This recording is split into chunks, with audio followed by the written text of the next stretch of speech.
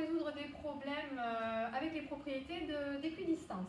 Donc ici, un propriétaire ayant deux maisons M1 et M2 sur le grand terrain représenté sur le plan ci-contre veut partager sa propriété en deux parties. La partie P1 doit contenir M1 et tous les points les plus proches de M1 que de M2. La partie 2 doit contenir M2 et tous les points les plus proches de M2 que de M1.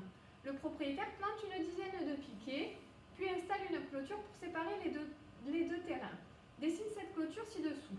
Donc pour trouver les piquets, en fait, il va falloir que les piquets ils soient pour le coup à égale distance de M1 et de M2. Donc comment on fait en fait?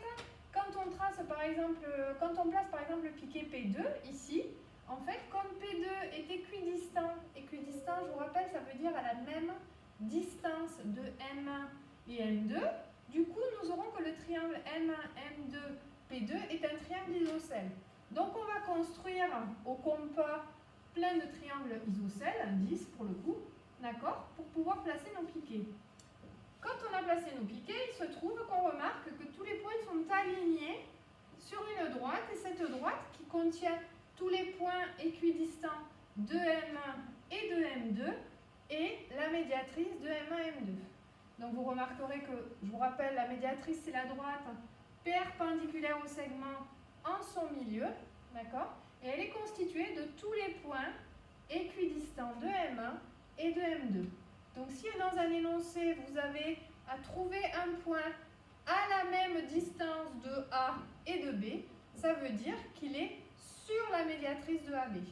Ça vous donne un premier critère pour le trouver. Voilà. C'est bon. C'est bon.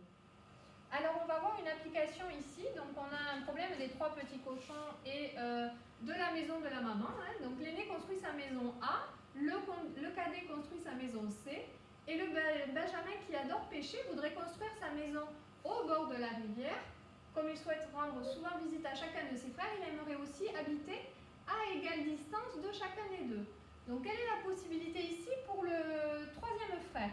Donc première des choses, on veut qu'il soit au bord de la rivière, donc ça sera un point au bord de la rivière, du côté de ses frères, hein, bien évidemment. Et ensuite on vous dit, il est à égale distance de ses frères. À égale distance de ses frères, donc ça c'est des mots qu'il faut vous flotter dans l'énoncé, puis c'est des mots importants pour pouvoir construire ce point. À égale distance, vous savez que si un point est à égale distance des extrémités du segment, alors il appartient à la médiatrice de ce segment. Donc on va tracer la médiatrice du segment AC, qui sera la droite donc perpendiculaire à AC passant par le milieu. Quand on aura tracé cette médiatrice, on pourra placer au bord de la rivière le troisième frère. Voilà, donc ça c'est un exemple donc, de résolution de problème avec la médiatrice.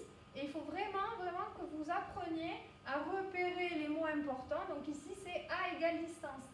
Dans l'énoncé, ici, à égale distance de chacun de ses frères. Et si on l'a deux fois dans un problème, eh bien on aura le point sur une médiatrice et le point sur une autre médiatrice. Donc ce sera le point d'intersection des deux médiatrices. Voilà, donc vous allez à chaque fois tracer un point d'intersection, mais ça nous donne un critère. Là, le deuxième critère, c'était qu'il voulait habiter à côté de la rivière.